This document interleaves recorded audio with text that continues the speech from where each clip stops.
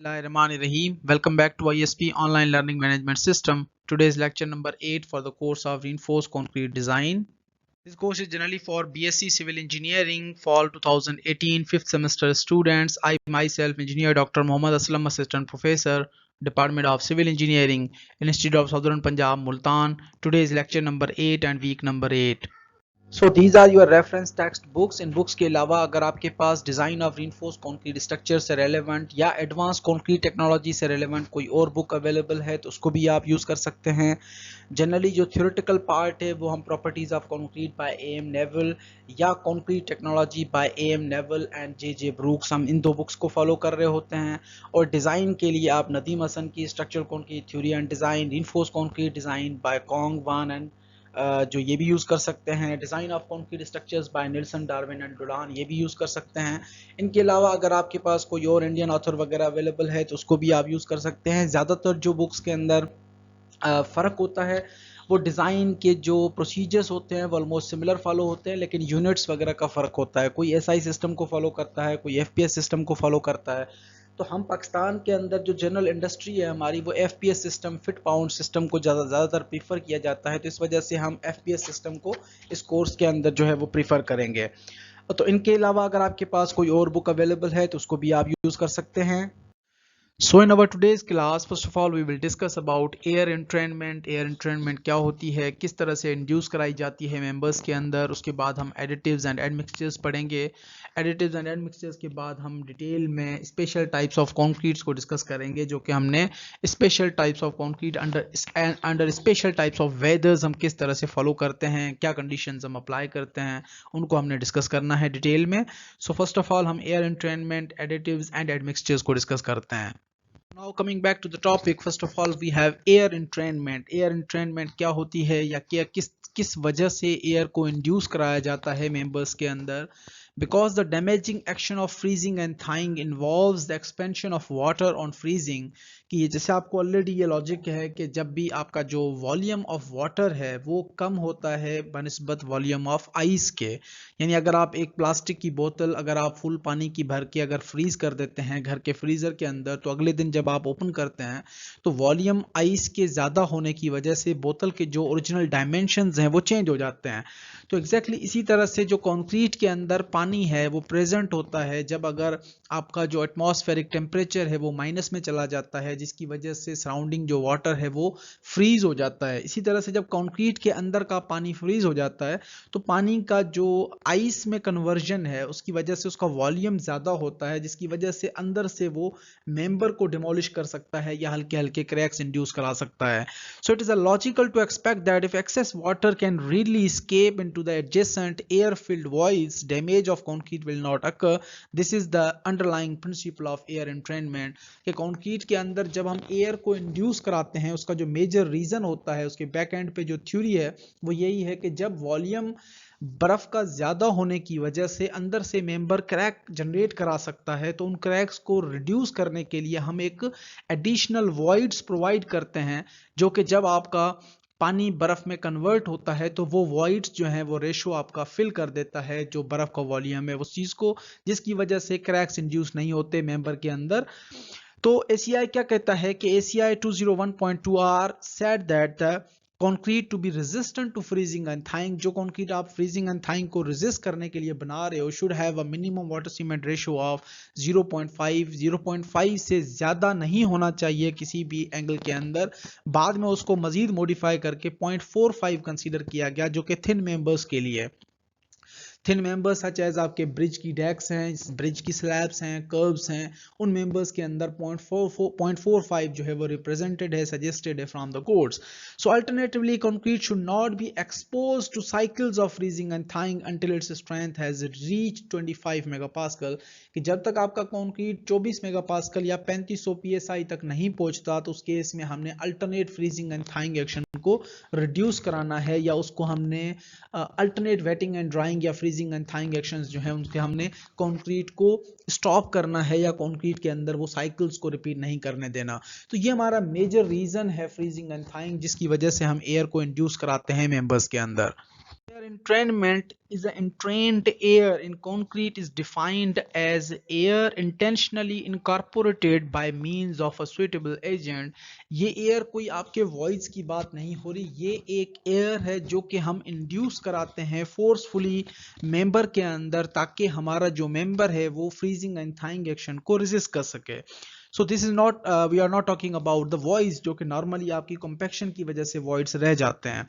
So this air should be clearly distinguished from the accidentally entrapped air, जो कि आपकी entrapped air है, voids, वो voids जो कि compaction की वजह से रह जाते हैं, उन voids से आपने इसको compensate नहीं करना, या उन voids को आपने consider नहीं करना कि as a air entrainment भी वही voids है, नहीं.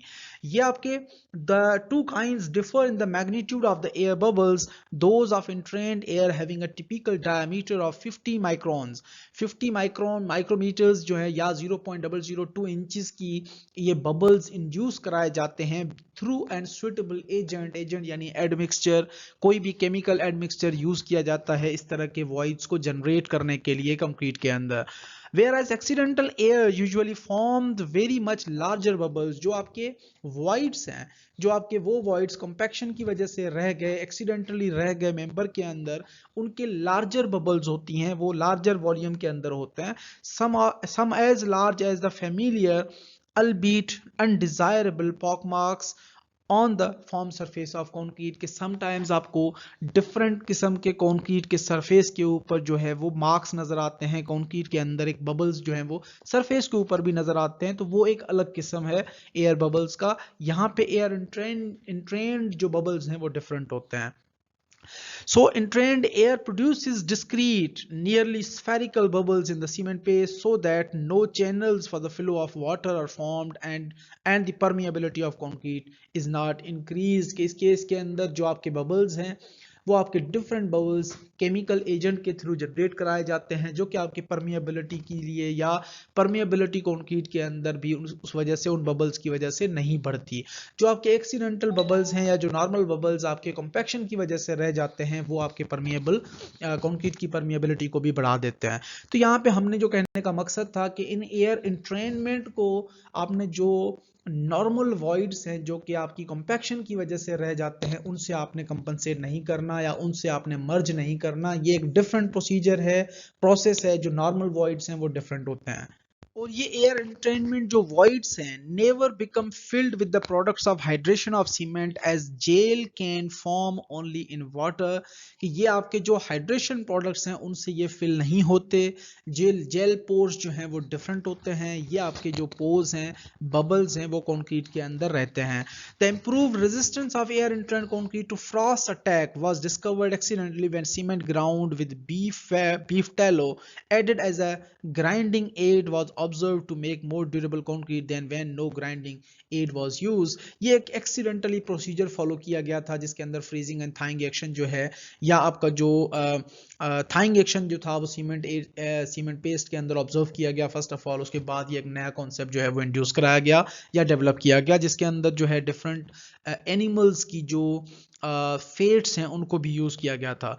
The main types of air entraining agents are salts of fatty acids derived from the animals and vegetable fats and oils, beef tallows being an example of this type of group. कि ये आपके जो admixtures हैं वो different vegetables से और different जो आपके एनिमल्स हैं उनके फेट्स वगैरह से डिफरेंट एसिड्स निकलते हैं या बनाए गए, उन एसिड्स को as an air entraining air bubbles के तौर पे यूज किया गया. समहाउ ये जो हैं वुड रेजिन्स वगैरह से भी अल्कली साल्ट्स वगैरह जो ऑब्टेन किए जाते हैं, उनके ज़रिए से भी आप एयर एंट्रेनमेंट को इंड्यूस करा सकते हैं. Alkali salts of sulphated and sulphonated organic compounds वगैरह से भी आप अचीव कर सकते हैं. तो ये हमारे पास डिफरेंट सोर्सेज हैं जहाँ से जो है वो एयर एंट्रेनिंग एडमिक्सचर्स वगैरह बनाए जाते हैं और रियल इंडस्ट्री के अंदर यूज़ भी किया जाता है. So all the agents, all the sources and mixtures जो कि हमने डिस्कस किए, डिफरेंट सोर्सेज से मटेरियल्स जो हैं, इन तमाम मटेरियल्स को हम सरफेस एक्टिव एजेंट्स भी कहते हैं और सरफेक्टेंट्स भी कहते हैं. That is long chain molecules which orient themselves so as to reduce the surface tension of the water, the other end of the molecule being directed toward the air. Thus the air bubbles formed during mixing become stabilized. They are covered by the shed of air entraining molecules repelling one another and so preventing coalescence and ensuring a uniform dispersion of the air entrainment. ये particles जो हैं basically आपके combine नहीं होते, gels नहीं बनाते, ये आपके डिस्पर्स हो जाते हैं थ्रू आउट द सोल्यूशन। इनको सरफेस एक्टिव एजेंट्स भी कहा जाता है, जो कि सरफेस के ऊपर भी आप अप्लाई कर सकते हो और एज एन एडमिक्सचर कंक्रीट के अंदर भी ऐड कर सकते हैं। ये आपके पार्टिकल्स जो हैं, बबल्स जो हैं, ये इंड्यूस कराते हैं एयर कंक्रीट के अंदर और ये uniformly through out the mixture जो है वो डिस्ट्रीब्यूट हो जाते हैं। उसके बाद the air entraining admixture is normally dispensed into the mixer direct in the form of solution, और ये सॉल्यूशन की तरह जो है वो मिक्स हो जाते हैं पूरी कंक्रीट के अंदर, जिसमें जो पार्टिकल्स हैं वो बजाय एक दूसरे को अट्रैक्ट करने के वो एक दूसरे को रिपेल करते हैं, एक दूसरे को धकेलते हैं, ताकि हर कॉर्नर और कोने के अंदर जो है वो ये पार्टिकल्स जो हैं, बबल्स जो हैं, डिस्ट्रीब्यूट हो जाएं through out the solution. Further, as we discussed, air entraining admixture is normally dispensed into the mixer directly in the form of a solution। ये हम solution के form में mixer के अंदर जो है वो directly add करते हैं। The timing of the discharge of the admixture into the mixer is of importance so as to ensure a uniform distribution and adequate mixing for the formation of the foam।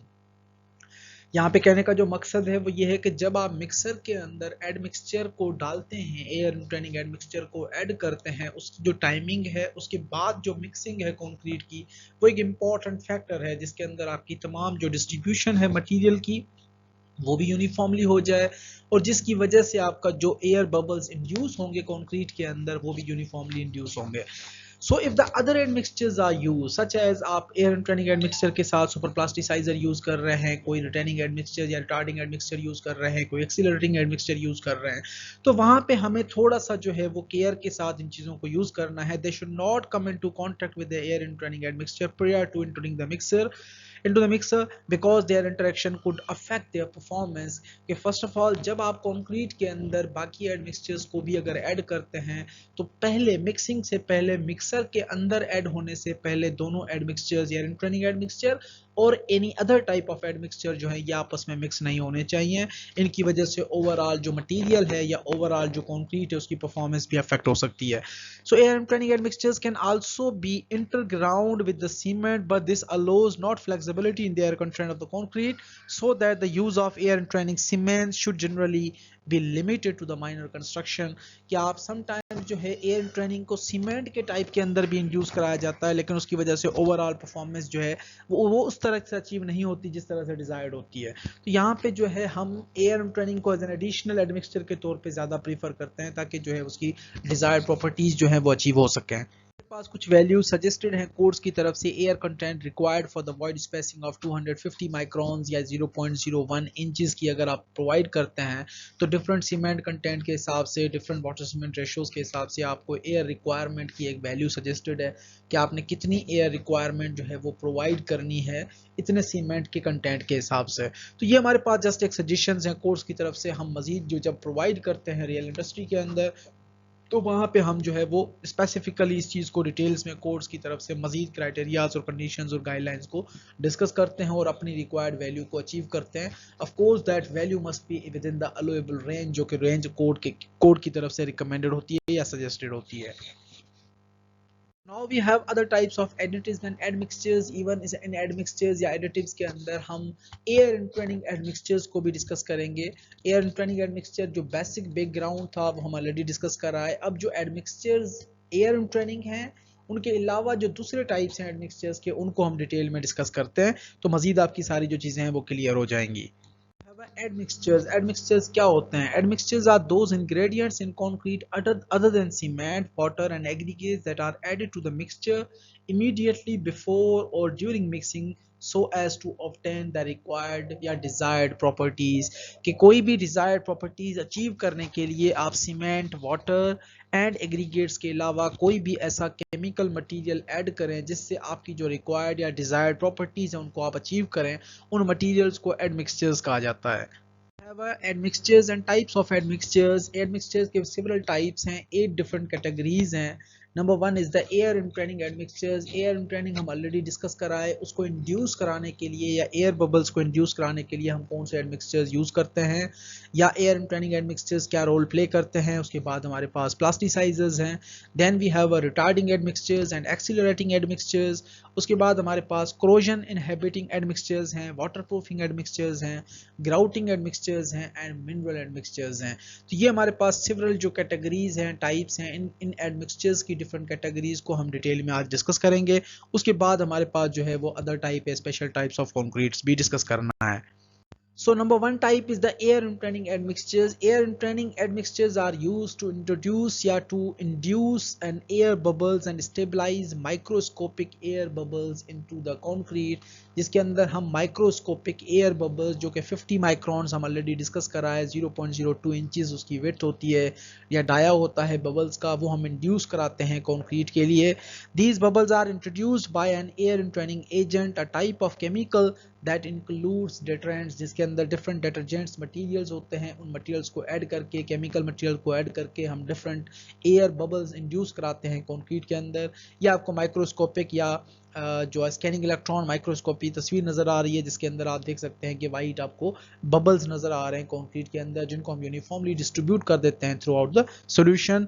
और ये आपको एक picture नज़र आ रही है air plus या air entraining admixture, जो कि मार्केट में as a different chemical admixture आपका मार्केट में अवेलेबल है। यहाँ पे आप एयर इम्प्रेनिंग एडमिक्सचर का जो रॉ मटेरियल है एज अ पाउडर फॉर्म, वो भी आप देख सकते हैं। The primary ingredients used in air entraining admixtures are salts of vinsol resin, synthetic detergents and salts of petroleum acids. ये पेट्रोलियम एसिड्स हैं या विंसोल रेजिन्स हैं, सिंथेटिक डिटर्जेंट्स हैं। जिस तरह से हमने एनिमल की फैट्स वगैरह का डिस्कस किया, या आपके जो वेजिटेबल के फैट्स हैं, अल्कली साल्ट्स हैं, उनके डिफरेंट जो एसिड्स हैं उनको यूज़ करके विंसोल रेजिन्स वगैरह ये मटेरियल जो है वो बनाए जाते हैं, जो कि प्राइमरी कंस्टिट्यूएंट मटेरियल्स हैं basically. So tiny bubbles, why we are inducing tiny bubbles or air impregning admixture into the concrete, as we have already discussed. In cold weather, water in concrete converts into ice. As ice occupies more volume than liquid water, so it exerts stress on the surrounding concrete, and as a result concrete might crack. But air bubbles inside the concrete provides space for the enhanced volume of ice and prevents cracking in the concrete, जो कि mechanism हम already discuss करा है कि जो आपका volume है water का, वो आपका वॉल्यूम कम होता है जब वाटर आइस में कन्वर्ट होता है, उसकी वॉल्यूम जो है वो ज़्यादा हो जाती है, जिसकी वजह से ये कंक्रीट के अंदर जो पानी है वो जम जाता है, और उसके जमने की वजह से वो अंदर से स्ट्रेसेस प्रोड्यूस करता है, और कंक्रीट के अंदर से डिफरेंट जो स्ट्रेसेस है वो आउटवर्ड सरफेस की तरफ मूव करना स्टार्ट करती है, जिसकी वजह से अंदर से हेयर क्रैक्स अपीयर हो सकते हैं। उन हेयर क्रैक्स को रेजिस्ट करने के लिए या रोकने के लिए हमें एयर इम्प्रेनिंग एडमिक्सचर्स या एयर इम्प्रेनिंग जो है एयर बबल्स इंड्यूस कराते हैं कंक्रीट के अंदर, ताकि जब वॉल्यूम आपका आइस का वॉल्यूम ज़्यादा बढ़ जाए तो वो बबल्स जो हैं आइस को स्पेस प्रोवाइड करें, जिसकी वजह से क्रैकिंग जनरेट ना हो। तो ये हमारा मेजर पर्सपेक्टिव होता है कि why we are inducing tiny bubbles into the concrete. So second important type of admixtures is plasticizers. Plasticizers basically are known as a water reducers. Water reducers or plasticizers and super plasticizers are known as high range water reducers, are chemical admixtures that can be added to concrete mixtures to improve its workability. ये concrete की workability को बढ़ाने के लिए plasticizers use होते थे। सबसे पहले प्लास्टिसाइजर्स को हम वाटर रिड्यूसर्स कहते थे, उसके बाद जो है लेटेस्ट वर्जन इनका आया सुपर प्लास्टिसाइजर्स, जिनको हम हाई रेंज वाटर रिड्यूसर्स कहते हैं, जो कि वर्केबिलिटी ऑफ कंक्रीट को बढ़ाने के लिए यूज होते हैं। ये आपके जो इंडस्ट्रियल बाई प्रोडक्ट्स अवेलेबल हैं उनकी तस्वीरें भी नजर आ रही हैं।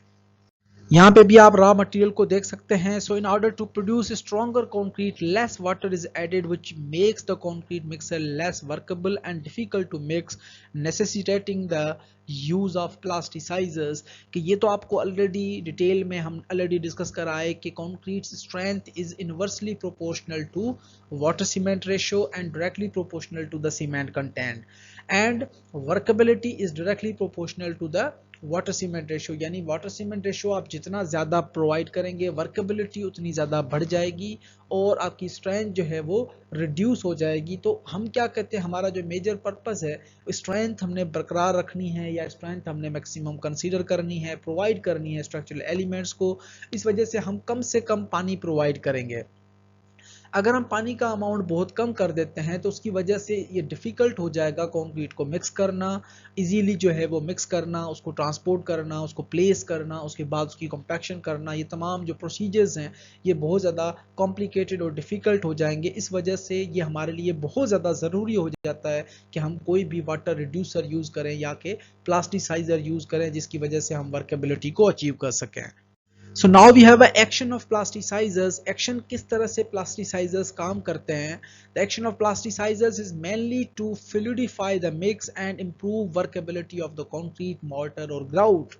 जो आपका मेजर पर्पस है प्लास्टिसाइजर्स का वो वर्केबिलिटी को बढ़ा देते हैं या फ्लूइडिटी ऑफ कंक्रीट को बढ़ा देते हैं, जिसकी वजह से फ्लूइडिटी बढ़ जाती है कंक्रीट की भी वर्केबिलिटी और मोटर की भी, ग्राउट की भी, लीन कंक्रीट की भी, एनी टाइप ऑफ कंक्रीट की आप वर्केबिलिटी बढ़ा सकते हैं बाय यूजिंग सुपर प्लास्टिसाइजर्स या प्लास्टिसाइजर्स।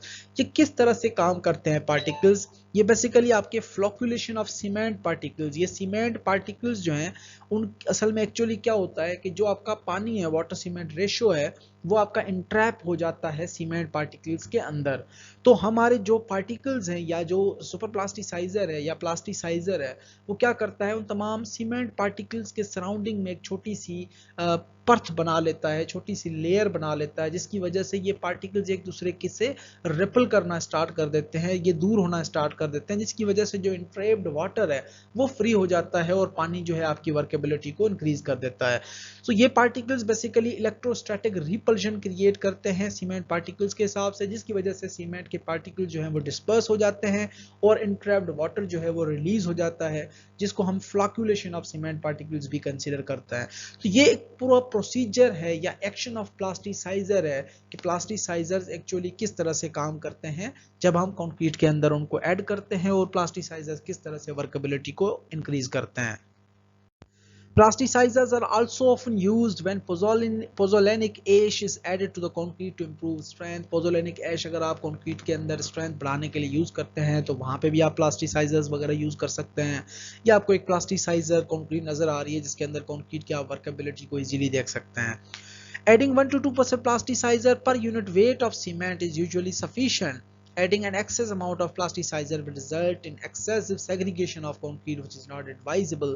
क्या आप अगर 1 to 2% यूज करते हैं प्लास्टिसाइजर तो 1 to 2% के रेंज के अंदर आपकी एक बहुत अच्छी वर्केबिलिटी अचीव हो सकती है कंक्रीट के अंदर। अगर आप इससे ज़्यादा प्रोवाइड करते हैं तो उसकी वजह से कंक्रीट के जो सेग्रीगेशन के चांसेस हैं, डिफेक्ट्स आने के चांसेस हैं, वो बहुत ज़्यादा हो जाते हैं, जिसकी वजह से कोर्ट्स भी रिकमेंड नहीं करते और आप लोगों ने प्रोवाइड भी नहीं करना है। So the use of plasticizers in concrete normally gives flowable concrete with very high slump value. जो अगर आप प्लास्टिसाइजर यूज करते हैं तो ओवरऑल जो कंक्रीट का स्लम्प है वो आपको बहुत ज़्यादा मिलता है, जिसकी वजह से कंक्रीट आपका कम्प्लीटली फ्लोएबल कंक्रीट कहलाता है। अगर आपके कंक्रीट के अंदर फ्लोएबिलिटी ज़्यादा है, वर्केबिलिटी ज़्यादा है, it enables easy placing of concrete even in areas of heavy reinforcing steel congestions। क्या अगर आपकी वर्केबिलिटी कंक्रीट की बहुत अच्छी है तो अगर आप उस रीजन्स के अंदर जहाँ पे स्टील रिइंफोर्समेंट बहुत ज़्यादा प्रोवाइडेड है, जंक्शंस हैं जहाँ पे कंजेशन ऑफ रिइंफोर्समेंट्स है, तो वहाँ पे कंक्रीट जो है लाइक वाटर प्रॉपरली फिल हो जाता है। तमाम जो आपके पोर्शंस हैं, कॉर्नर्स हैं, उनके अंदर वहाँ पे वॉइड्स वगैरह या गैप्स वगैरह के चांसेस बहुत कम रह जाते हैं। Plasticizers generally are made from pop lignosulfonates which is byproduct from the paper industry। ये पेपर इंडस्ट्री या जो आपका जहाँ पे पेपर वगैरह बनता है, पेजेस बनते हैं, उस इंडस्ट्री से बेसिकली एक प्रोडक्ट जो है वो निकलती है, वेस्ट निकलता है पॉप लिग्नोसल्फोनेट्स, जिसको हम एज अ बाई प्रोडक्ट के तौर पे यूज़ करते हैं अपने प्लास्टिसाइजर्स बनाने के लिए।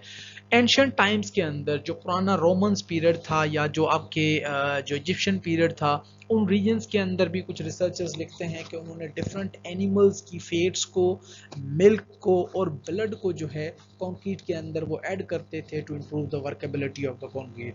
तो बेसिकली जो है आजकल हमारे पास एनिमल फैट्स या ब्लड्स वगैरह हम यूज़ नहीं कर सकते कंक्रीट के अंदर, तो जो डिफरेंट प्रोडक्ट्स हैं उनसे हमने वही चीज़ जो है वो डेवलप करने की कोशिश की है, ताकि उसका नाम हमने रख दिया एज अ प्लास्टिसाइजर, जिसको हम कंक्रीट की वर्केबिलिटी इंप्रूव करने के लिए यूज़ करते हैं। So third important category of admixtures is the retarding admixtures. Retarding admixtures are used to slow down the speed of the reaction between cement and water by affecting the growth of hydration products or reducing the rate of water penetration to the cement particles. The use of a retarder will increase the setting time and may delay strength development of the concrete. ये retarding admixtures retarder है। Retarder यानी कि concrete का जो reaction है उसको slow down कर देता है, यानी हीट ऑफ हाइड्रेशन प्रोसेस है। हाइड्रेशन प्रोडक्ट्स जो डेवलप होती हैं सीमेंट के अंदर, कंक्रीट के अंदर जब आप पानी ऐड कर देते हैं तो इस प्रोसेस को बेसिकली स्लो डाउन कर देता है, जिसको हम increasing the setting time of concrete भी कंसीडर करते हैं। और ये एक प्रोसेस जब आपके रिएक्शन को स्लो डाउन कर देता है, जिसकी वजह से ऑफ कोर्स जो स्ट्रेंथ डेवलपमेंट है वो भी स्लो डाउन हो जाती है। तो ये हम मेगा स्ट्रक्चर्स के अंदर, फॉर एग्जांपल हम जहाँ पे जंक्शन या कोई जॉइंट प्रोवाइड नहीं करना चाहते, या सम रीजन्स के अंदर आपके मास कंक्रीटिंग हो रही है, वहाँ पे आपकी कोई मशीन या मिक्सर वगैरह कोई फेल हो जाता है, तो उस केस के अंदर भी हम अवॉइड करते हैं या हम प्रीफर करते हैं कि इस तरह का कोई रिटार्डिंग एडमिक्सचर यूज़ किया जाए, ताकि वहाँ पे जो जंक्शन या जॉइंट आना है वहाँ पे कंक्रीट का जो रिएक्शन है वो स्लो डाउन हो जाए, ताकि तब तक जो है वो हम अपने कंक्रीट को अपना जो एडिशनल जो प्रोवाइड है मटेरियल, जो पीछे सप्लाई आ रही है, उसको हम कंटिन्यू रख सकें। इवन सम के केसेस के अंदर, जैसे आपका मुल्तान के सिटी के सेंटर के अंदर कोई कंस्ट्रक्शन हो रही है, तो आप प्रीफर करते हैं कि नाइट में कंक्रीटिंग हो, या आप मजबूरन जो है वो दिन के टाइम पे करते हैं, तो ट्रैफिक के कंजेशन या जो जैम होने की वजह से आप रिटार्डिंग एंड मिक्सचर भी यूज़ करते हैं कंक्रीट के अंदर, ताकि कंक्रीट आपका जब प्लांट से निकले और इनिशियल फाइनल सेटिंग टाइम को हो इंक्रीज करके उसको प्रॉपर्ली जो है वो यूटिलाइज कर सकें और रिक्वायर्ड प्रॉपर्टीज हम अचीव कर सकें कंक्रीट के अंदर। So retarders can be used to allow the placing of a large pour of concrete over several hours. Retarders आप यूज करते हैं concreting आपकी जब several hours के लिए चल रही होती है, उस केस के अंदर भी to place concrete in layers without cold joints को avoid करने के लिए, to extend the time between mixing and placing के दरमियान टाइम को बढ़ाने के लिए, and to prevent setting of the concrete in the truck in case of delay. अगर ट्रक कहीं ट्रैफिक में फंस जाता है, कोई डिले हो जाता है, तो वहाँ पे भी हम कंक्रीट के जो मिक्सर है या कंक्रीट का जो रोटेटिंग ड्रम है उसके अंदर कंक्रीट की जो प्लेसिंग है उसको अवॉइड करने के लिए भी हम रिटार्डर्स को यूज़ करते हैं। So the typical materials used as a retarders, जो retarders के लिए हम मटेरियल यूज़ करते हैं वो बेसिकली लिग्निन है, बोरेक्स है, शुगर्स हैं, टार्टरिक एसिड्स एंड साल्ट्स हैं। सब कुछ किस्म के साल्ट्स हैं, ज़्यादातर जो साल्ट्स हैं वो एज अ आपके एक्सीलरेटर के तौर पे यूज़ करते हैं, लेकिन जो कुछ किस्म के साल्ट्स हैं वो एज अ आपके रिटार्डर के तौर पे भी काम करते हैं। कुछ शुगर्स हैं, मीठी चीज़ें हैं, बोरेक्सेस हैं, लिग्निन मटेरियल्स हैं। तो ये आपके तमाम मटेरियल जो हैं बेसिकली यूज़ होते हैं for the case of plasticisers, for the case of retarding admixtures, sorry. उसके बाद हमारे पास है accelerating admixture. Accelerating admixture actually is the reverse of retarding admixture. Retarding admixture reaction को स्लो डाउन कर देता है, इसी तरह से एक्सीलरेटिंग एडमिक्सचर जो है वो एक्सीलरेट करता है, फास्ट करता है हीट ऑफ हाइड्रेशन रिएक्शन को। So the admixture that causes an increase in the rate of hydration of the hydraulic cement and thus shortens the time of setting, increases the rate of strength development। ये आपके overall heat of hydration process को fast कर देता है, जिसकी वजह से initial setting time and final setting time जो है सिग्निफिकेंटली रिड्यूस हो जाते हैं और स्ट्रेंथ डेवलपमेंट प्रोसीजर जो है वो फास्ट हो जाता है। तो ये हमारे पास कुछ जो है आपको नजर आ रही हैं फिनिशिंग एड्स और कंट्रोल फिनिश के जो प्रोडक्ट्स हैं एज एक्सीलरेटिंग एंड मिक्सचर के तौर पे, और ये वाइट कलर के आपको नीचे पार्टिकल्स या जो आपका रॉ मटेरियल जो है वो भी आपको नजर आ रहा है। सो द एक्सीलरेटिंग एडमिक्सचर जो है नॉर्मली अलो करता है कंक्रीट वर्कर को to remove forms quickly, get on to a concrete surface for finishing and sometimes even put loads on it earlier such as when diverting foot traffic to the patching to do the patching. Sometimes हम क्या करते हैं कि हमारे पास quickly strength required होती है या कोई ऐसा रोड के सरफेसेस हैं या कोई ऐसी कंस्ट्रक्शन है जहाँ पे आपको अर्ली स्ट्रेंथ डेवलपमेंट की ज़रूरत होती है या आपको जो शटरिंग या फॉर्म वर्क है उसको आपने रिमूव करके क्विकली जो है वो यूज़ करना है। कहीं इमरजेंसी में कोई ऐसा एलिमेंट है जो टूट जाता है जिसकी जगह पे हमने रिप्लेसमेंट एलिमेंट फटाफट जो है वो बनाना है जिसके अंदर क्विकली लोड आपके ट्रांसफ़र करना है, तो दोनों केसेस के अंदर आप एडमिक्सचर्स वगैरह जो है वो एक्सीलरेटिंग एडमिक्सचर यूज़ कर सकते हैं। Accelerators counteract the influence of cold weather which slows down the curing and setting process। कि अगर आप एक्सीलरेटिंग एडमिक्सचर यूज करते हो और वेदर आपका सराउंडिंग वेदर जो है वो बहुत कोल्ड है तो वहां पे भी ये अगेंस्ट में काम कर रहा होता है, यानी कि आपका जो प्रोसीजर है या आपका जो एक्सीलरेटिंग एडमिक्सचर है वो दोबारा स्लो डाउन हो जाता है। इसकी वजह से हमने वहां पे भी एहतियात के साथ काम करना होता है ताकि जो हमारा एक्सीलरेटिंग एडमिक्सचर है वो प्रॉपरली जो पर्पस है उसको यूटिलाइज किया जा सके। एक्सीलरेटिंग एडमिक्सचर में सबसे ज़्यादा जो यूज़ होता है एडमिक्सचर वो आपका कैल्शियम क्लोराइड है। Calcium chloride is a common accelerator use to accelerate the time of set and rate of the strength gain. की आपका कॉमन एक्सीलरेटर के तौर पे जो सबसे ज़्यादा हाईली मटेरियल यूज़ होता है पूरी दुनिया में that is the calcium chloride. उसके बाद हमारे पास आ जाता है special type of admixtures that is corrosion inhibiting admixtures। corrosion inhibiting admixtures that are normally, इस नाम से ही हमें पता चल जाता है कि वो एडमिक्सचर जो कि हम वहाँ यूज़ करें जहाँ पे corrosion के चांसेस स्टील इन्फोर्समेंट के अंदर ज़्यादा होता है। तो अगर आपका corrosion के चांसेस ज़्यादा होते हैं तो वहाँ पे कंक्रीट के अंदर जब आप एक एडमिक्सचर्स को यूज़ करते हैं तो वो एडमिक्सचर्स जो स्टील बार है उसके सराउंडिंग में एक छोटी सी हल्की सी परत बना लेते हैं जिसकी वजह से जो वाटर है वो आपका उस बार तक नहीं पहुंच पाता। So the function of this type of admixture is to enhance the long-term durability of reinforced concrete by enhancing the passivation to the cathodic and or anodic areas of the embedded steel। कि जो steel है उसके cathodic and anodic Jones के अंदर वो different जो passivation for conditions हैं उसको फॉलो करते हैं जिसकी वजह से आपका ओवरऑल जो स्टील है वो सर्वाइव करता है लॉन्गर ड्यूरेशन के लिए। तो यहाँ पे हम क्या करते हैं comparison between the reinforcing steel with and without concrete corrosion inhibitor. और ये आपका स्टील जो जहाँ पे आप नॉर्मली कंस्ट्रक्शन कर रहे होते हो वाटर रिटेनिंग स्ट्रक्चर्स हैं या पानी के अंदर जो आप स्ट्रक्चर्स बनाते हैं या ऐसे एरियाज जहाँ पे वाटर जो आपका ग्राउंड वाटर टेबल है वो बहुत ज़्यादा हाई होता है उस रीजन्स के अंदर आपके फाउंडेशंस जो हैं वो भी डैमेज हो सकते हैं। सो कोरोजन अगर स्टील की बार को रिइंफोर्स कंक्रीट मेंबर के अंदर कोरोड हो जाता है वो तो तमाम स्टील को अंदर से ही वो खोखला कर देता है जिसकी वजह से अंदर से जो है वो इंटरनल स्ट्रेसेस डेवलप होती हैं जिसकी वजह से मेंबर आपका क्रैक होना स्टार्ट हो जाता है। तो कोरोजन इनहिबिटिंग एडमिक्सचर सक्सेसफुली पूरी दुनिया यूज़ कर रही है। इसके मजीद जो क्या प्रोसेसेस हैं वो किस तरह से काम करता है उसको भी हम डिटेल में डिस्कस करते हैं। So corrosion inhibiting admixture can significantly reduce the maintenance cost of reinforced concrete structures। या आपके ओवरऑल स्ट्रक्चर्स की जो मेंटेनेंस कॉस्ट है उसको भी 30 से 40 साल तक जो है वो बढ़ा देता है।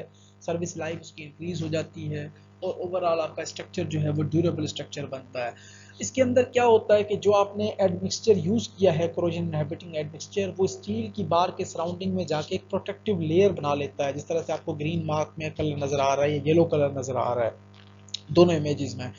तो यहाँ पे जैसे ही कोई मेंबर आपका क्रैक होता है तो क्रैक होने की वजह से जो बाहर से आपका पानी जो है पेनिट्रेट करने की कोशिश करता है मेंबर के अंदर और अंदर जो बार के सराउंडिंग में जो एडमिक्सचर है वो आपके उन क्रैक्स के अंदर फिल होना स्टार्ट हो जाता है जो कि एक ब्लॉकेज क्रिएट करता है आपके पानी को बाहर तक पहुंचने में उसको रोकता है। तो इस वजह से जो आपका पानी है वो स्टील के बार तक पहुंच ही नहीं पाता जिसकी वजह से आपका कोरोजन का पूरा मैकेनिज्म जो है वो हो नहीं पाता और ओवरऑल आपका जो स्ट्रक्चर है वो सर्विसेबल स्ट्रक्चर रहता है या ड्यूरेबल स्ट्रक्चर रहता है। कोरोजन इनहिबिटिंग एडमिक्सचर में जो सबसे ज़्यादा एडमिक्सचर दुनिया में यूज़ होता है दैट इज़ कैल्शियम नाइट्राइट। और ये आपके जो 1970s के अंदर अराउंड स्ट्रक्चर जो बनाए गए थे जिनके अंदर कैल्शियम नाइट्राइट यूज़ किया गया था still contains the original level of nitrite and show no signs of deterioration. कि जो 1970s में बनाए गए थे उनको आज 50 साल होने को हैं तो वो स्ट्रक्चर्स अभी भी ओरिजिनल कंडीशंस के अंदर हैं और उसके अंदर कोई भी जो कोरोजन का साइन है स्टील के अंदर वो अपीयर नहीं हुआ और स्टील जो है वो ओरिजिनल पोजीशन के अंदर बरकरार है। Now we have a waterproofing admixtures. अब waterproofing admixtures basically जो हमारा पर्पस होता है कि जब हम पानी कंक्रीट के अंदर ऐड करते हैं, so water is considered as an essential component in the concrete production, in placement and for the curing purpose. लेकिन जब वो पर्पस ख़त्म हो जाते हैं तो उसके बाद जो है अपना पानी जो है वो ज़्यादा डेंजरस हो जाता है कंक्रीट के लिए, क्योंकि वो हमारा ज़्यादातर फ्रेंडली नहीं रहता कंक्रीट के लिए। कंक्रीट के अंदर से वो सीप करके जो है डिफरेंट जो आपका परमिएबिलिटी वगैरह उसको इंक्रीज कर देता है। So depending on the function and the nature of its exposure, concrete can of course perform well in wet environments as a naturally porous material, though, and one that is prone to cracking. Concrete is vulnerable to water infiltration. The unfortunate results can be freeze-thaw damage and deterioration due to the corrosion of embedded steel. Reinforcement corrosion है, पानी cross कर जाता है members के अंदर से, और वो सारी चीज़ें जो हैं ड्रॉबैक्स और डिटेरियोरेशन प्रोसेसेस जो हैं वो स्टार्ट हो जाते हैं। So one method that simplify the protective process is to make concrete with admixtures that reduce its permeability. यानी वाटरप्रूफ कंक्रीट का कहने का मकसद जो है वो ये है कि हम वाटरप्रूफ कंक्रीट बनाते हैं जिसकी परमिएबिलिटी जो है वो कम से कम होती है। और ये वाटरप्रूफिंग जो डिटर्जेंट्स हैं वो भी आपके डिफरेंट टाइप्स ऑफ जो फैटी एसिड्स हैं जिससे हमने एयर इंट्रेनिंग एडमिक्सचर्स वगैरह बनाए थे, वही इंट्रेनिंग एजेंट्स वगैरह जो हैं आपके यूज़ होते हैं। पेट्रोलियम प्रोडक्ट्स हो गए, वेजिटेबल ऑयल्स वगैरह हो गई, और ये तमाम प्रोडक्ट्स जो हैं वो हम दोबारा यूज़ करते हैं वाटरप्रूफिंग एडमिक्सचर्स वगैरह बनाने के लिए भी, जिसमें कंक्रीट जो है वो इम्परमिएबल कंक्रीट बन जाता है और पानी जो है वो उस कंक्रीट में से यानी कि जो पानी है वो सीप नहीं कर सकता उस कंक्रीट में से।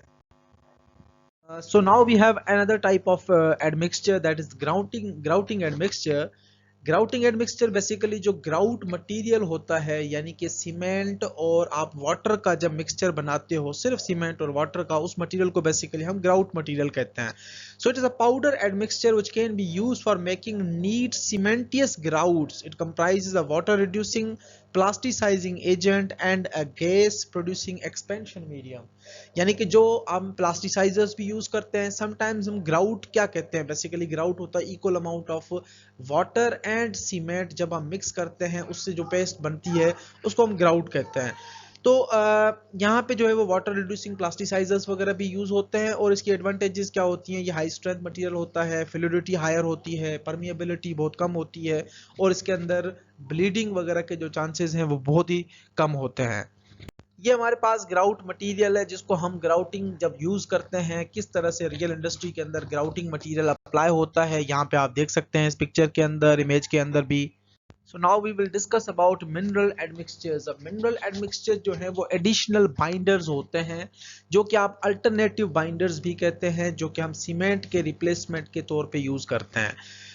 उनको जो केमिकल टर्म्स के अंदर उनका जो नाम रखा गया है वो है मिनरल एडमिक्सचर्स। उसके अंदर आपके डिफरेंट फ्लाई एशेस आ जाती हैं, राइसस्क ऐश है, बगास ऐश है, वुड वेस्ट ऐश है। उसके बाद आप जो है समहाउ बॉटम ऐश वगैरह भी यूज होते हैं for the binding purposes. Bottom ash ज़्यादातर जो है वह फाइन एग्रीगेट रिप्लेसमेंट के तौर पे यूज होती है, लेकिन कुछ कंट्रीज जो हैं वो उसको मजीद सीव एनालिसिस वगैरह परफॉर्म करके उसको में फ्लाई ऐश जो है वो सेपरेट कर देते हैं, जो कि हम अगेन एज अ सीमेंटियस मटेरियल के तौर पे भी यूज कर सकते हैं। So mineral admixtures basically are inorganic materials that also have pozzolanic properties, जो नहीं है कि cementitious की material की तरह ये pozzolanic material होते हैं। They are very fine grained materials and are added to the concrete mix to improve the properties of concrete or even as the replacement for the poured cement। ये आपके additional material के तौर पे भी और replacement material के तौर पे भी use हो सकते हैं in the case of cement, क्योंकि ये additional binders होते हैं। Now we have a types of mineral admixtures जो commonly mineral admixtures use होते हैं इंडस्ट्री के अंदर, that is fly ash, blast furnace slag, ground granulated blast furnace slag जिसको BBFS भी कहा जाता है या BFS कहा जाता है, सिलिका फ्यूम्स हैं, राइस हस्क एशेस हैं, वुड वेस्ट ऐश है, बगास ऐश है, टोबैको ऐश भी यूज होती है समहाउ। तो हमारे पास ये सिवरल टाइप्स हैं, जिनमें से हम जो मोस्ट कॉमन टाइप्स हैं चार, fly ash, ground granulated blast furnace slag, silica fumes and rice husk ash को मजीद डिटेल में डिस्कस करेंगे। सबसे पहला मटेरियल जो मिनरल एडमिक्सचर्स के अंदर है that is fly ash. Basically it is a by product of the combustion of pulverized coal in thermal power plants. जो आपके थर्मल पावर प्लांट्स होते हैं कोल इंडस्ट्री के, वहां से आपको एक बाई प्रोडक्ट अचीव होता है that is fly ash. Fly ash basically पूरी दुनिया में सबसे पहले आइडेंटिफाई किया गया मटेरियल था, जो कि फिर बाद में रिप्लेस किया गया या सीमेंट के तौर पे अल्टरनेटिव मटेरियल के तौर पे भी यूज किया गया। Concrete using fly ash is generally reported to show reduced segregation and bleeding and to be more satisfactory than plain concrete when placed by pumping।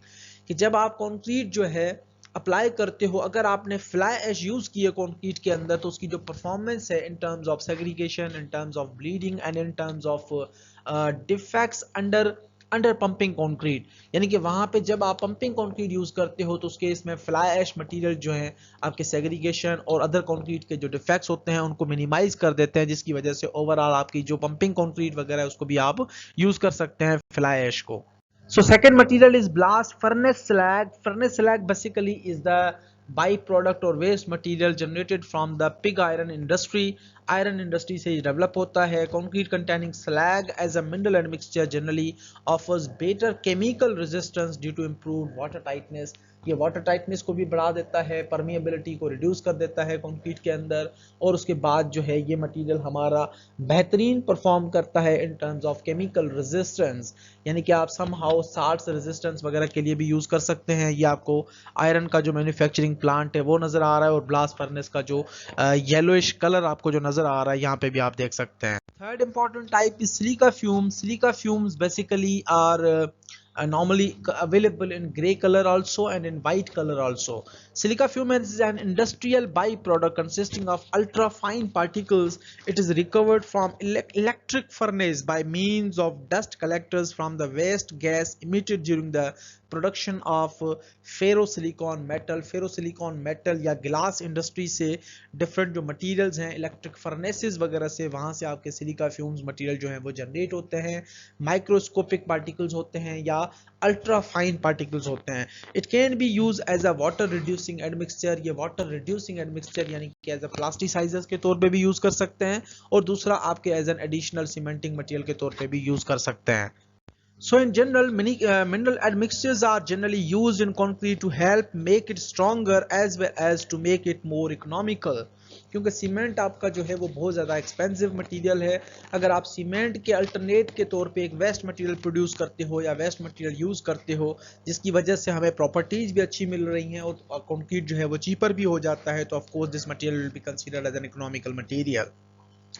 So another way important benefit is that it is an environmentally friendly, responsible and effective way to recycle industrial and other waste byproducts। और दूसरा आप sustainable industry के अंदर भी एक कदम रखते हैं जिसके अंदर आप नेचुरल रिसोर्सेज को कम से कम यूटिलाइज करते हैं, और नेचुरल रिसोर्सेज को हमने अल्टरनेट मटेरियल से रिप्लेस कर दिया, जिसकी वजह से हम सस्टेनेबल इंडस्ट्री के अंदर भी काम कर रहे होते हैं। So now we will discuss about special types of concretes या types of concrete in terms of special conditions। जब आप special atmospheric conditions को treat करते हैं तो types of conditions या types of concretes कौन से हम focus करते हैं, उनको भी हमने डिटेल में डिस्कस करना है।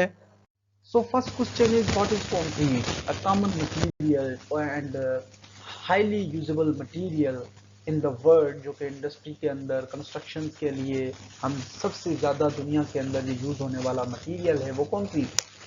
So concrete is the most vital material in the modern constructions, and in addition to normal weight concrete, other varieties are high strength and high performance concrete, self-compacting concrete, lightweight concrete, high density concrete जिसको हम heavy weight concrete भी कहते हैं, fiber reinforced concrete, polymers concrete, colored concrete, etc. The making of concrete is an art as well as science। कि concrete को बनाने का तरीका एक आर्ट भी है और एक साइंस भी है। उसके अंदर जो है वो डिफरेंट केमिकल और डिफरेंट जो है वो सब्सटेंसेस आपस में रिएक्ट कर रहे होते हैं, जिसकी वजह से एक मैकेनिज्म डेवलप होता है जिसको हम हाइड्रेशन प्रोसेस कहते हैं। तो हाइड्रेशन की वजह से या during hydration process strength concrete किस तरह से गेन करता है, रिएक्शन मैकेनिज्म किस तरह से डेवलप होती हैं, तो ये तमाम एक साइंस इन्वॉल्व है इस चीज़ के अंदर। इस वजह से हम कंक्रीट को एज एन आर्ट भी कंसीडर करते हैं and as well as science भी कंसीडर करते हैं। तो ये जनरल ओवरव्यू है कंक्रीट। आप सब लोगों एज ए इंजीनियर आप सब लोगों को कंक्रीट की मेजर कंपोजिशन का पता है, कंक्रीट की जो स्पेसिफिकेशंस हैं कौन से मटेरियल्स यूज होते हैं, तमाम चीजें आप ऑलरेडी आपकी नॉलेज में हैं। हम डिटेल में आज जो है वो स्पेसिफिकली कंक्रीट के डिफरेंट टाइप्स को डिस्कस करेंगे। So when we talk about the special concretes are those without of the ordinary properties or those produced by unusual techniques. कि जो ऑर्डिनरी मटेरियल्स हैं उनसे हट के जब स्पेसिफिकली स्पेशल पर्पस के लिए आपको कोई कंक्रीट चाहिए तो उसको हम special type of concrete consider करेंगे। Concrete is by definition a composite material consisting essentially of a binding medium, and the stone particles, and it can take many forms. Concrete has a variety of moldability. Concrete को shape कोई भी shape आप दे सकते हैं. It can be molded into any type of shape और उसको आप अपनी required properties और materials के हिसाब से बना सकते हैं with proper stones or aggregates and with any type of binding material तो हम ये बनाते हैं। These concretes do have advantages as well as disadvantages.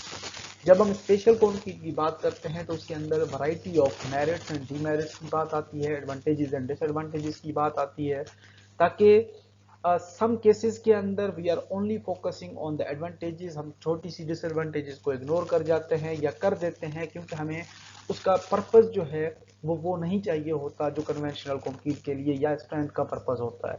Sometimes हमें ऐसा कंक्रीट चाहिए होता है जो सिर्फ हमें अपीयरेंस दे, एक लुक प्रोवाइड करे जिसके अंदर हमारा स्ट्रेंथ का कोई भी इंटेंशन नहीं होता, तो उस तरह से हम फिर स्ट्रेंथ के पैरामीटर्स को इग्नोर भी कर सकते हैं। तो कंक्रीट के स्पेशल टाइप्स आप स्पेशल पर्पस के लिए बनाते हो, that types of concrete are known as special types of concretes. Now we have a special types of concrete. Special types of concrete में हमारे पास लाइट वेट कंक्रीट है, हॉट वेदर कंक्रीट है and cold weather concreting हमने discuss करनी है।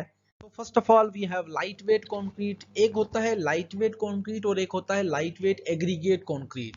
Light weight concrete normally वो concrete है जिसके अंदर आप या तो एग्रीगेट को रिप्लेस करते हैं with any other type of aggregate, या आप फाइन एग्रीगेट यूज ही नहीं करते, या आप कोई ऐसा अल्टरनेट मेथड यूज करते हैं जिसकी वजह से आपका कंक्रीट जो है वो डेवलप होता है, तो वो कंडीशन या कैटेगरी आपकी लाइट वेट कंक्रीट के अंदर आती है। अगर हम टोटली एग्रीगेट को रिप्लेस कर दें या पार्शियल रिप्लेस करें या 100% रिप्लेस कर दें with any other type of aggregate जिसकी वजह से कंक्रीट आपका उसकी डेंसिटी जो है वो लाइटर हो जाए, उसको हम light weight aggregate concrete consider करते हैं। तो यहाँ पे अपने आप को कंफ्यूज ना कीजिएगा, light weight concrete, light weight aggregate concrete almost similar हैं। लाइट वेट एग्रीगेट कंक्रीट जो है वो सिर्फ एग्रीगेट जो है वो रिप्लेस किए जाते हैं with any other type of alternative aggregates. उसके बाद हमारे पास है लाइट वेट कंक्रीट, यानी कि वो कंक्रीट जो कि नॉर्मल वेट कंक्रीट से लाइटर है। इसकी डेंसिटी 1350 टू 1850 किलोग्राम पर मीटर की रेंज में होती है, पर मीटर क्यूब की रेंज में। इसके अंदर क्लेज, शेल्स और स्लैट्स एज एग्रीगेट्स भी यूज होते हैं। उसके बाद एक्सपेंडेड स्लैग्स हो गई, पैलेटाइज और एक्सट्रूडेड फ्लाई ऐश वगैरह भी यूज होती हैं। और ये normal weight concrete, structural light weight concrete is possibly can be produce. आप स्ट्रक्चरल एप्लीकेशंस के लिए जो कंक्रीट आपको चाहिए वो लाइट वेट कंक्रीट भी बना सकते हैं। Light weight concrete with good compressive strength is also possibly can be developed in the industry. उसके बाद स्लम्प वैल्यू भी हम एक रिक्वायर्ड रेंजेस के अंदर अप टू 50 टू 75 मिलीमीटर की रेंज में हम बना सकते हैं। अगर रिसर्चर कहते हैं कि अगर नॉर्मल वेट कंक्रीट की slump value light weight concrete की अगर 50 से 75 मिलीमीटर की रेंज में है, तो अगर वही slump value normal weight concrete के इक्विवेलेंट 125 मिलीमीटर तक जो है वो माना जाएगा। तो हमारे पास नॉर्मल लाइट वेट कंक्रीट के बहुत अच्छी एडवांटेजेस हैं। इसको हम इंडस्ट्री के अंदर प्रॉपर्ली यूटिलाइज भी कर सकते हैं, बना भी सकते हैं। इसके एडवांटेजेस बहुत ज़्यादा हैं, डिसएडवांटेजेस भी हैं समहाउ, लेकिन इसके एडवांटेजेस को अगर हम डिसएडवांटेजेस से कंपेयर करें तो ये एक बड़ी यूजफुल प्रोडक्ट बन सकती है, कमर्शलाइज भी की जा सकती है।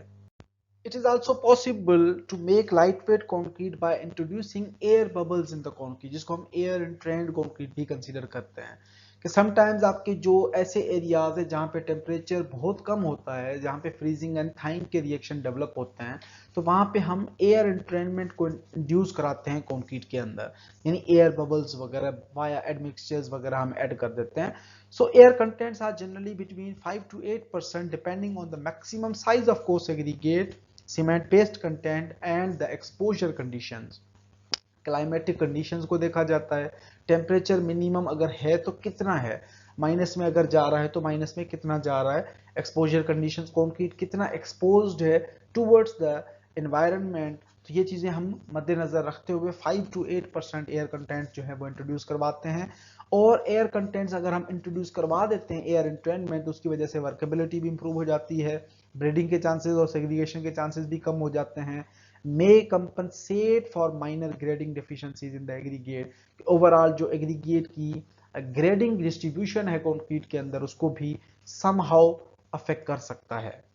Lightweight concrete placing, finishing and curing almost similar type of concrete है जिस तरह से आपका कन्वेंशनल कंक्रीट है, लेकिन ये थोड़ा सा लाइटर होता है, इजियर होता है to handle and place than the normal weight concrete. और ये आपका स्लम्प वैल्यू आप 50 टू 100 मिलीमीटर इजीली अचीव कर सकते हैं। बेस्ट रिजल्ट्स जो है वो फिनिशिंग के अचीव कर सकते हैं अगर स्लम्प की वैल्यू 50 टू 100 मिलीमीटर है। If pumped concrete is being considered, the specified suppliers and contractors should all be consulted about the performing a field trial using the pump and mixture planned for the project. अगर आप light weight concrete use कर रहे हो for the pumping purposes, for आप कोई ऐसा plant बनाने जा रहे हो या कोई ऐसी मेगा स्टोरी बिल्डिंग है जहां पे आपको पंपिंग कंक्रीट चाहिए, तो उस केस में अगर आप लाइट वेट प्रीफर कर रहे हो तो हमें ट्रायल्स करने पड़ेंगे कि जो कंक्रीट हमने प्रिपेयर किया है आया वो सक्सेसफुली हम उसको ट्रांसफर करवा रहे हैं from one place to other place. Pumping pressure causes the aggregate to absorb more water, thus reducing the slump and increasing the density of the concrete. कि ओवरऑल जो पंपिंग प्रेशर है उसकी वजह से एग्रीगेट को पुशिंग फोर्स की वजह से मजबूर किया जाता है कि आप ज्यादा पानी पिए। तो इस वजह से एग्रीगेट के अंदर हायर मॉइस्चर की वजह से ओवरऑल जो है वो वेट ऑफ द कंक्रीट भी बढ़ सकता है, डेंसिटी ऑफ कंक्रीट भी इंप्रूव हो सकती है। लेकिन हमें एक प्रॉपर केयर के साथ इसको डेवलप करना है, प्लेस करना है, फिनिशिंग करनी है और क्यूरिंग करनी है। So here in these images we can see the placing, finishing and curing of the lightweight concrete. Almost similar procedure है जिस तरह से हम normal weight concrete को finish करते हैं, place करते हैं, cure करते हैं, lightweight concrete को भी similar तरीके से treat किया जाता है जिस तरह से आप conventional concrete बनाते हैं। So second important type of concrete we have to discuss today is hot weather concrete। कि जब आपके पास गर्म मौसम होता है, hot weather होता है, तो उस केस के अंदर आप concreting को किस तरह से ट्रीट करते हैं वो हमने डिस्कस करना है। So concreting in hot weather, there are some special problems involved in concreting in hot weather arising both from the higher temperature of the concrete and in many cases from an increased rate of evaporation from the fresh concrete. These problems concern the mixing, placing and curing of the concrete. कि for example जब आपका concreting हम करते हैं और surrounding temperature, ambient temperature बहुत ज़्यादा higher है और concrete के अंदर heat of hydration भी higher है, तो वहाँ पे हमारे पास several problems emerge होती हैं या several problems generate होती हैं। उन problems के अंदर sometimes हमारे पास evaporation rate आ जाता है, sometimes हमारे पास जो है mixing, placing and curing of the concrete के अंदर भी several issues generate होती हैं। So hot weather concreting is not so much as unusual or specialized process, rather it requires taking certain recognized measures to minimize or control the effects of high ambient temperature, higher temperature of the concrete, low relative humidity, high wind velocity and high solar radiations। कि कोई भी special फर्क नहीं है, इतना खास फर्क नहीं है कि आपका अगर बाहर का टेम्परेचर बहुत ज़्यादा है और इनर टेम्परेचर कंक्रीट का इटसेल्फ वो ज़्यादा होता है हीट ऑफ हाइड्रेशन की वजह से, तो हायरली हमारी चीज़ें अफेक्ट नहीं हो रही होती, लेकिन समहाउ जो है हमें कंट्रोल करना होता है जो कंडीशंस हैं, एम्बियंट कंडीशंस हैं, एम्बियंट टेम्परेचर है, इनर टेम्परेचर ऑफ कंक्रीट है और उसके बाद रिलेटिव ह्यूमिडिटीज़ हैं, विंड वेलोसिटीज़ हैं, हायर सोलर रेडिएशंस हैं। इन तमाम चीज़ों को हमने फिर भी थोड़ा सा कंसीडर करना है ताकि जो रिक्वायर्ड कंक्रीट है वो हमारी डिजायर्ड प्रॉपर्टीज को अचीव कर सकें। So what is required on each construction project where any one or more of the above conditions exist is to develop appropriate technique and procedures and to follow them rigorously. Uniformity is vital and departures from the established norm spell trouble। कि आपने जो problems discuss किए such as हमारे पास problems क्या थे कि high temperature है, concrete का इंटरनल टेम्परेचर ज़्यादा है, विंड वेलोसिटी ज़्यादा है, रिलेटिव ह्यूमिडिटी है, तो इन तमाम फैक्टर्स में से अगर कोई फैक्टर एक या एक से ज़्यादा फैक्टर्स अप्लाई होते हैं तो वहाँ पे वो ट्रबल क्रिएट कर सकते हैं साइट के ऊपर, प्रोजेक्ट के ऊपर, तो हमें अप्रोप्रिएट अल्टरनेट मेथड चूज करना है। High temperature speeds up the setting of concrete. Higher temperature concrete की सेटिंग को बढ़ा देता है as defined in ASTM standards. Test on 1:2 cement paste sand mortar showed that the initial setting time was approximately approximately halved by a change in temperature of concrete from 28 to 46 degree Celsius. कि अगर आप एक 1:2 का motor बनाते हैं तो आपका जो टेम्परेचर है अगर हायर हो जाता है 28 से 46 डिग्री तक चला जाता है तो उस केस में आपके कंक्रीट का जो सेटिंग टाइम है वो हाफ हो जाता है। The effect was similar as water cement ratios between 0.4 and 0.6 but the actual setting time was shorter and the at the lower water cement ratio कि वाटर सीमेंट रेशियो भी अगर आप बढ़ा दें तब भी आपका ओवरऑल जो सेटिंग टाइम है वो भी अफेक्ट हो जाता है। सो फर्दर मोर अगर हायर टेम्परेचर है, सराउंडिंग टेम्परेचर बहुत ज़्यादा है तो हमें हायर वाटर रिक्वायर्ड होता है कंक्रीट के लिए and increasing the temperature of the fresh concrete का टेम्परेचर भी बढ़ जाता है जिसकी वजह से जो रेट ऑफ स्लम्प लॉस है वो भी रिड्यूस हो जाता है and in a more rapid hydration process भी क्विक हो जाता है which leads to accelerated setting and to lower the long term strength of concrete। इसकी वजह से टेम्परेचर की वजह से कंक्रीट जो है वो एक्सीलरेट हो जाता है, उसका सेटिंग टाइम रिड्यूस हो जाता है, कंक्रीट क्विकली स्ट्रेंथ गेन करने की कोशिश करता है जिसकी वजह से लॉन्ग टर्म स्ट्रेंथ जो है वो अफेक्ट हो जाती है। Furthermore, the rapid evaporation may cause plastic shrinkage, cracking, and crazing, and subsequent cooling of the hardened concrete can introduce tensile stresses।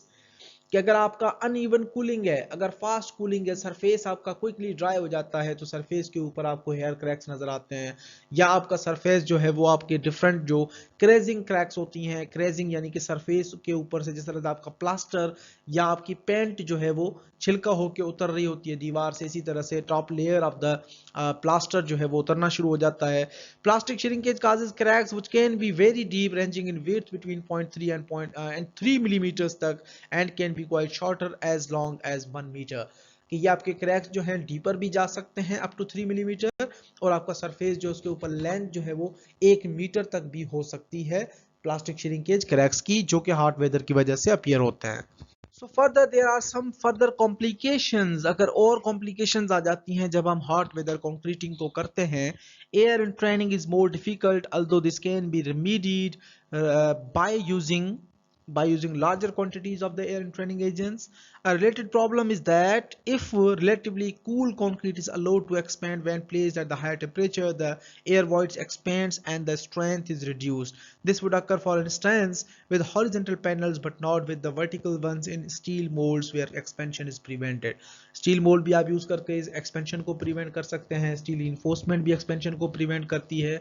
उसके बाद एयर वॉइड्स वगैरह जो हैं वो भी अपीयर हो सकते हैं, उनको मिनिमाइज भी किया जा सकता है। एयर ट्रेनिंग जो है वो भी आपकी अफेक्ट हो सकती है, उसकी वजह से आप ज्यादा एयर ट्रेनिंग प्रोवाइड कर देते हो।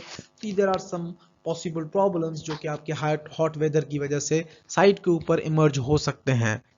So furthermore, let us consider the steps which can be taken to avoid or reduce the ill effects of hot weather। कि हम ill effects जो हैं, ill effects hot weather के किस तरह से कम करते हैं, कम कर सकते हैं। So in the past, maximum air temperature at which concrete could be placed should be limited। के previous days के अंदर टेम्परेचर को कम से कम कंसीडर किया जाता था या उस जोन के अंदर जब टेम्परेचर कम से कम होता था उसी वक्त कंक्रीटिंग की जाती थी।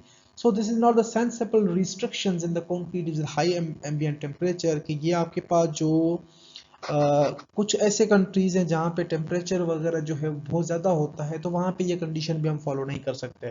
सो nevertheless a limit on the placing of concrete should which will be exposed to humid और एग्रेसिव एनवायरनमेंट के अराउंड टेम्परेचर जो है वो 30 डिग्री तक जिस जोन के अंदर भी हो टेम्परेचर अगर 30 डिग्री तक हम कंसीडर करते हैं तो उस जोन में आप कंक्रीटिंग जो है वो प्रीफर कर सकते हो। So current British standard dealing with hot weather concreting is British standard 85001 2006। उन्होंने जो है वो एक स्टैंडर्ड बनाया था कि हॉट वेदर कंक्रीटिंग है तो वहाँ पे हमने क्या कंडीशंस को फॉलो करना होता है, तो वो कंडीशन ज़्यादा डिटेल जो है वो उस स्टैंडर्ड्स के अंदर भी अवेलेबल हैं। तो जनरली ब्रिटिश स्टैंडर्ड जो है वो क्या कहता है कि जब वेन एवर इट्स पॉसिबल आप जो डे का कूलेस्ट पीरियड है यानी कि जो कूल ड्यूरेशन है दिन के अंदर जहाँ पे कम से कम टेम्परेचर होता है उस टेम्परेचर के अंदर आप कंक्रीटिंग को अप्लाई करें या डिफरेंट ट्रायल्स वगैरह बना के आप जो है वो डिफरेंट टेम्परेचर्स के अंदर ट्राई करते रहें कंक्रीटिंग को, जहाँ पे हमें अच्छी प्रॉपर्टीज मिलती हैं उस रीजन के अंदर वो हमें प्रॉपर्टीज जो है वो फॉलो करनी चाहिए। So there are number of preventive measures that can be used in hot weather concreting। कि सच एज फॉर एग्जांपल सबसे पहले हम कोशिश करेंगे कम से कम सीमेंट यूज़ करें ताकि जो इंटरनल कंक्रीट का हीट ऑफ हाइड्रेशन है वो कम से कम जनरेट हो सके। उसके बाद कोशिश करें कि फ्रेश कंक्रीट जब हम प्लेस करते हैं तो वहाँ का टेम्परेचर जो है कम से कम हो, और प्री कूलिंग ऑफ मटेरियल यानी कि कोई भी इंग्रेडिएंट जो है उसको हम ठंडा करके इस्तेमाल करें ताकि जो है हमारा जो टेम्परेचर है वो काउंटर बैलेंस हो सके। उसके बाद प्लेसिंग टेम्परेचर जो है वो भी हमारा कम से कम किया जा सकता है 10 डिग्रीज तक, लेकिन वो इनप्रैक्टिकल हो जाता है सारी चीज़ें। तो उसके बाद हमारे पास है कि हम फ्रेश कंक्रीट का टेम्परेचर वगैरह भी कंसीडर कर सकते हैं या उसको भी कैलकुलेट करके अंदाज़ा लगा सकते हैं कि फ्रेश कंक्रीट जो है वो कितना टेम्परेचर क्रिएट करता है। So this is the formula to calculate the temperature of freshly mixed concrete, जिसके अंदर आप टेम्परेचर या इंग्रेडिएंट्स वगैरह देख रहे हैं कि T जो है वो टेम्परेचर को डिनोट कराता है, W is the mass of ingredient जिसके अंदर मास ऑफ एग्रीगेट है, मास ऑफ सीमेंट है, वाटर है और डिफरेंट जो आपके अल्टरनेटिव मटेरियल्स हैं। ये तमाम पैरामीटर जो कि यूज़ करके हम टेम्परेचर को फ्रेश कंक्रीट के लिए भी कंसीडर या कैलकुलेट कर सकते हैं। So the use of hot cement is not detrimental to strength, but it is preferable not to use cement at temperatures above 75 degree Celsius temperature. अगर आपका डिग्री सेल्सियस टेम्परेचर 75 से ऊपर है इंटरनल टेम्परेचर ऑफ कंक्रीट, तो वहाँ पे हम कोशिश करते हैं कि हॉट सीमेंट वगैरह भी यूज़ ना करें। Even some amount of water को भी कम किया जा सकता है, एडिशनल वाटर भी ऐड किया जा सकता है। बाकी जो मज़ीद कूलिंग है मटीरियल्स की, ब्लोइंग एयर लगा सकते हैं, कोई शेड्स वगैरह भी हम यूज़ कर सकते हैं। तो ये तमाम जो अल्टरनेटिव्स हैं मज़ीद आप डिटेल में इसको पढ़ लीजिएगा। जो लोग फ्रीजिंग यूज़ करते हैं, आइसिंग वगैरह भी यूज़ करते हैं, तो ये हमारे पास डिफरेंट जो है वो अल्टरनेटिव सॉल्यूशंस वगैरह हैं जो कि इंडस्ट्री के अंदर यूज़ होते हैं। इसको मज़ीद आप पैराग्राफ को पढ़ लीजिएगा। उसके बाद जब हम कंक्रीट को कर देते हैं, हॉट वेदर के अंदर कंक्रीटिंग हो गई, तो प्लेसिंग के बाद हम फ़ौरन कवर करते हैं उसको, जो हम डायरेक्ट सनलाइट से प्रोटेक्ट करते हैं। उसके बाद जो है अगर जो नाइट कंक्रीटिंग है तो वहाँ पे ज़्यादा उसका फ़ायदा आ जाता है, क्योंकि नाइट कंक्रीटिंग जो है वो आपको ज़्यादा टेम्परेचर या डायरेक्ट सनलाइट नहीं होती, उस केस के अंदर भी क्रैकिंग वगैरह को अवॉइड किया जा सकता है। सम केसेस के अंदर जो है वो आइसिंग वगैरह भी यूज़ होती है। इवन सम केसेस में लार्ज एक्सपोज सरफेसेस होते हैं रोड्स वगैरह के, जो जहाँ पे आपने अगर बल्क क्वांटिटी में मास कंक्रीटिंग की है तो वो ज़्यादा डेंजरस हो जाता है। तो मास ओवरऑल जनरली जो कंक्रीटिंग है वो ड्राइंग के अंदर या रैपिड ड्राइंग की वजह से जो है हीट ऑफ हाइड्रेशन प्रॉपर नहीं होता, जिसकी वजह से हमारे पास प्रॉब्लम्स जनरेट होती हैं। तो इसके अंदर मजीद जो डिटेल्स हैं वो ऑलरेडी हम डिस्कस कर रहे हैं।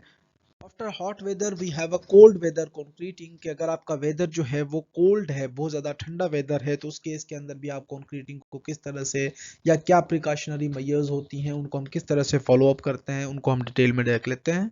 Now we have a concreting in cold weather, जब हमारे पास बहुत ज़्यादा ठंडा मौसम होता है उस केस में हम कंक्रीटिंग को किस तरह से हैंडल करते हैं।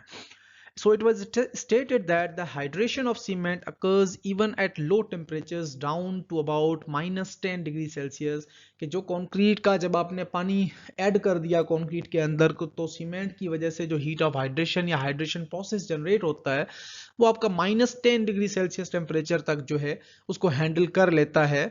So it is therefore rational to ask what is then the significance of the temperature at which water freezes। कि अब ये क्वेश्चन ये अराइज होता है, जो इंपॉर्टेंस है वो ये है कि जब पानी आपका माइनस में टेम्परेचर चला जाता है तो पानी फ्रीज हो जाता है, उसकी वजह से फिर हीट ऑफ हाइड्रेशन कैसे चल रहा है। So if concrete which has not yet set is allowed to freeze, the action of frost is somewhat similar to that in a saturated soil subjected to heaving. The mixing water freezes with a consequent increase in the overall volume of the concrete। अब यहाँ पे जो mixture या procedure जो develop होता है ये consider किया गया है सॉइल की तरह। जैसे आपने सॉइल के अंदर पानी ऐड करते हो तो सॉइल एक्सपेंड हो जाती है, जिसकी वजह से सॉइल का वॉल्यूम इंक्रीज हो जाता है, और वॉल्यूम इंक्रीज होने की वजह से वहां पे एक्सपेंशन या क्रैकिंग के अपीयर होने के चांसेस होते हैं। तो एग्जैक्टली इसी तरह से जब हम पानी जो कंक्रीट के अंदर ऐड करते हैं अगर वो फ्रीज हो जाता है तो वहां पे फ्रॉस्ट एक्शन डेवलप होता है, जिसकी वजह से कंक्रीट का जो पानी है वो जम जाता है और ओवरऑल जो वॉल्यूम है कंक्रीट का वो भी इंक्रीज होने के चांसेस ज्यादा होता है। So furthermore, because no water is available for chemical reactions, the setting and hardening of concrete are delayed. जो आपका पानी था अगर वो फ्रीज हो जाता है तो केमिकल रिएक्शन, आपके जो मेजर रिएक्शंस हैं हीट ऑफ हाइड्रेशन की वजह से, वो स्लो डाउन हो जाते हैं। इसकी वजह से कंक्रीट आपका एक रिटार्डिंग कंक्रीट बन जाता है, जिसका ओवरऑल सेटिंग टाइम बहुत ज़्यादा हो जाता है, और आपका जो हार्डनिंग है या स्ट्रेंथ गेनिंग है वो भी सिग्निफिकेंटली रिड्यूस हो जाती है। In general we can say that the latter observation, जो आपका ओवरऑल मिक्सचर है उसके अंदर ये ऑब्जर्व किया गया कि if concrete freezes immediately after it has been placed, setting will not take place and thus there is no cement paste that can be distributed by the formation of ice। कि जो आपका पानी था अगर वो जैसे ही हमने कंक्रीट को प्लेस किया उस वक्त अगर पानी आपका जम जाता है, पानी आपका बर्फ में कन्वर्ट हो जाता है, तो केमिकल रिएक्शंस आपके नहीं होते, जिसकी वजह से कंक्रीट का जो पूरा मैकेनिज्म है वो आपका स्टॉप हो जाता है। सीमेंट के पार्टिकल्स जो है वो डिस्ट्रीब्यूट नहीं होते थ्रू आउट द वॉल्यूम या throughout the mixture. So while the low temperature continues, the process of setting will remain suspended which at a later date thing takes place. The concrete should be revibrated and it will then set and hardens without loss of strength। कि अगर ऐसा कोई process या ऐसा mechanism appear हो जाता है तो उस केस के अंदर कंक्रीट का जो मैकेनिज्म है वो फ्रीजिंग एंड थाइंग को फेस करता है, जिसके बाद आप हार्डनिंग जो सेटिंग टाइम है कंक्रीट का वो बहुत ज़्यादा इंक्रीज हो जाता है, कंक्रीट आपका प्रॉपर्ली सेट नहीं होता। तो अगर ऐसा कुछ केस हो जाता है तो उस केस में हम रीवाइब्रेट करते हैं कंक्रीट को, जिसकी वजह से कंक्रीट दोबारा अपनी स्ट्रेंथ को गेन करना स्टार्ट करता है जब नॉर्मल वेदर हो जाती है। However, because of the expansion of mixing water on freezing, a lack of revibration would allow the concrete to set with a large volume of pores present and consequently the strength of concrete would be very low। Chances बहुत ज़्यादा होते हैं, overall porosity ज़्यादा develop हो जाती है और chances बहुत ज़्यादा होते हैं कि कंक्रीट जो है वो आपका स्ट्रेंथ बहुत कम अचीव करता है। So revibration on thawing would produce a satisfactory concrete, but such a procedure is not recommended except an unavoidable। कि आपका रिवाइब्रेशन जो प्रोसेस है वो आपकी सेटिस्फैक्टरी कंक्रीट बना सकता है, लेकिन कोर्ट्स वगैरह इसको रिजेक्ट भी करते हैं, इसको इग्नोर भी करते हैं कि आपने ये चीज़ जो है वो अप्लाई नहीं करनी इंडस्ट्री के अंदर। बाद है, if concreting takes place, if freezing takes place after the concrete जो है वो हम प्लेस कर देते हैं, है सेट हो जाती है, but before it has developed an appreciable strength, the expansion associated with the formation of ice causes disruption and irreparable loss of strength। अब यहाँ पे इस चीज का जो कहने का मकसद है वो ये है कि अगर आप कंक्रीट को प्लेस कर देते हैं, 6-8 घंटे गुजर गए, 10 घंटे गुजर गए, कंक्रीट जो है वो इनिशियल सेटिंग और फाइनल सेटिंग अचीव कर चुका है, लेकिन स्ट्रेंथ डेवलपमेंट प्रोसेस जो है वो अभी तक चल रहा है। उसी दौरान अगर आपकी पानी जो है वो आइस में कन्वर्ट हो जाता है तो वहाँ पे जो आपका एक वाटर है जिसकी वजह से ओवरऑल जो एक्सपेंशन होती है, वॉल्यूमेट्रिक चेंजेस हैं, इस वजह से एक ऐसा लॉस डेवलप होता है जो कि स्ट्रेंथ को इररिपेयरेबल लॉस हम जिसको कहते हैं, यानी कि स्ट्रेंथ जो लूज हो जाती है तो उसके बाद उसको वापस बहाल करना, अपनी ओरिजिनल पोजीशन में ले आना, वो बहुत ज़्यादा इररिपेयरेबल प्रोसेस है, यानी वो पॉसिबल नहीं है। So if however the concrete has acquired a sufficient strength, it can resist the freezing temperature without damage, not only by virtue of the higher resistance to the pressure of the ice, but also because a larger part of the mixing water will have become combined with the cement paste or located in the small pores and would thus not be able to freeze। अब यहाँ पे जो कहने का मकसद कि अगर आपका थोड़ा सा प्रोसीजर मजीद कंटिन्यू हो जाता है, स्ट्रेंथ अच्छी कंक्रीट डेवलप कर चुका है 7 डेज 14 डेज तक, तो आप वहाँ पे स्टिल हम कह सकते हैं कि हमारी जो स्ट्रेंथ है कंक्रीट की वो थोड़ी सी अच्छी है। स्ट्रेसेस जो आइस की वजह से, पानी के फ्रीज होने की वजह से जो डेवलप हो रहे हैं उनको हमारा कंक्रीट समहाउ रेजिस्ट कर सकता है, लेकिन जो हमारे पानी जो है वो ज़्यादातर यूटिलाइज हो चुका होता है जिसकी वजह से बर्फ़ के कम चांसेस होते हैं, तो ओवरऑल हम कह सकते हैं कि अगर कुछ स्ट्रेंथ अचीव हो गई है तो हमारा कंक्रीट फिर भी सर्वाइव कर सकता है। So it is difficult however to establish when this situation has been reached because setting and hardening of the cement paste depend on the temperature during the period preceding the actual advent of freezing। क्या आपका जो overall prediction है कि हमारी कब freezing appear होगी, कितने hours के लिए जो है वहाँ पे एक कूलिंग टेम्परेचर या नॉर्मल जो है वो टेम्परेचर हमने प्रोवाइड करना है ताकि कंपनसेट कर सकें, तो ये चीज़ें जो है वो अनप्रिडिक्टेबल होती हैं, तो हम जो है वो इसको काउंटर बैलेंस वगैरह नहीं कर सकते। हाँ, हाउएवर फ्रीजिंग वाटर जो है वो आपके कंक्रीट को एक सिग्निफिकेंटली डैमेजेस वगैरह अपीयर करवा सकता है। Furthermore, generally, the more advanced the hydration of cement and higher the strength of concrete, the less vulnerable it is to frost, कि अगर आपकी स्ट्रेंथ अच्छी है, advance heat of hydration process है, हीट ऑफ हाइड्रेशन प्रोसेस अपना एक mature हो चुका है, तो वहां पे कंक्रीट जो है वो ज्यादा डेंजरस सिचुएशन को फेस नहीं करता. This situation can be expressed by means of the minimum age of concrete stored at a given temperature when exposure to frost will not cause damage. कि मिनिमम एज जो है वो आपके पास हो जाती है. यहाँ पे age of concrete at which exposure to frost does not cause an damage, कि अगर हम फॉर एग्जाम्पल बात करते हैं कि हमारी जो मिनिमम कितने डेज या कितनी एज जो है वो हमारी कंसीडर होती है, तो नॉर्मली हम अगर वाटर सीमेंट रेशियो की बात करें, ऑर्डिनरी पोर्टलैंड सीमेंट की, टेम्परेचर्स आपके पास ऑलरेडी हैं, age hours at the exposure conditions preceding curing temperature was, तो क्यूरिंग टेम्परेचर्स आपको डिफरेंट सजेस्टेड है, डिफरेंट जो है वो कंडीशंस हमारे पास एनवायरनमेंट की भी हैं, इनको हम किस तरह से ट्रीट करते हैं. So furthermore, the resistance to alternate freezing and thawing also depends on the age of concrete when the first cycle is applied, but this type of exposure is more severe than prolonged freezing. Prolonged freezing without periods of thaw and several cycles can cause damage even to concrete cured at 20 degrees Celsius for 24 hours. यानी कि resistance जो है freezing and thawing के लिए वो dependent होती है. Alternate waiting and drawing या freezing and thawing repeated processes हैं, तो वो ज़्यादा कंक्रीट को डेंजरस हैं, कंक्रीट के लिए वो ज़्यादा प्रॉपर्टीज को अफेक्ट करते हैं. That's all for today. Thank you very much.